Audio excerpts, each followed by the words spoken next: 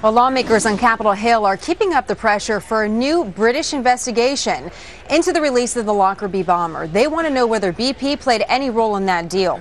Now, Britain's Prime Minister David Cameron says he may release more information from an earlier investigation of that decision, but for now, he says there is no need to launch a new inquiry. Not everyone agrees with that. One of them, Wyoming Senator John Barrasso, a member of the Senate Foreign Relations Committee. And Senator, I want to get straight to the issue right now. The Lockerbie bomber was released a little bit over a year ago. We learned about British Petroleum's potential involvement last fall in that.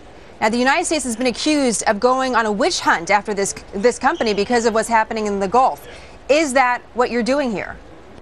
That's not at all it, Jenna. What has happened now is that this man who was supposed to live only 3 months, and that's why they did this so-called humanitarian release, here we are a year later, he is still alive, and the doctor who was involved in this decision said, well, he may live for another 10 years. He should have never been released in the first place. The Prime Minister admits now that it was a mistake, but we need to get to the bottom of this. So, Senator, let me just stop you there. This has nothing to do with the situation in the Gulf. This only has to do with the fact that this man is still alive. Is that what you're telling us? Well, it has to do with a number of things, and we want to get to the bottom of what really was the relationship between BP and this release. And what do you hope to achieve in that investigation, sir?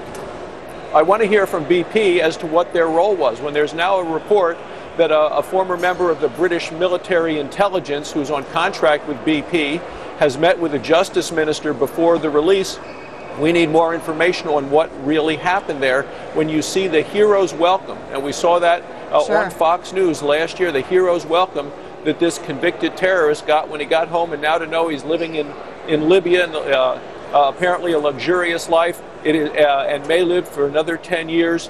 This once again incenses the American people. We need to get to the bottom of this to find out why this happened. Was there something that the British people didn't know about and wasn't shared with the American people at the time of the release, and what role did British Petroleum play in all of it? Senator, we're watching some of the video of the arrival of Megrahi back to his home state, and it is tough to watch considering the amount of Americans who lost their life in that terrorist attack.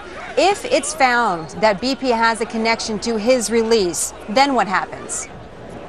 Well, I think then that will decide what next steps to take. But that's the big concern. They signed this contract. So do we not know what happens then? I mean, we're doing an investigation, so what do we hope to achieve from that if it's found that there's a connection? What happens to the company? Well, the American people need to know what the truth is, and that's what we're focused on in the Senate Foreign Relations Committee hearings for next week. We need to know why the folks who released this convicted terrorist made such a bad decision. Was it because of political pressure? Was it because of economics? Was economics put in front, on top of the lives of the 270 who lost their life? And was there, what happened with the medical information?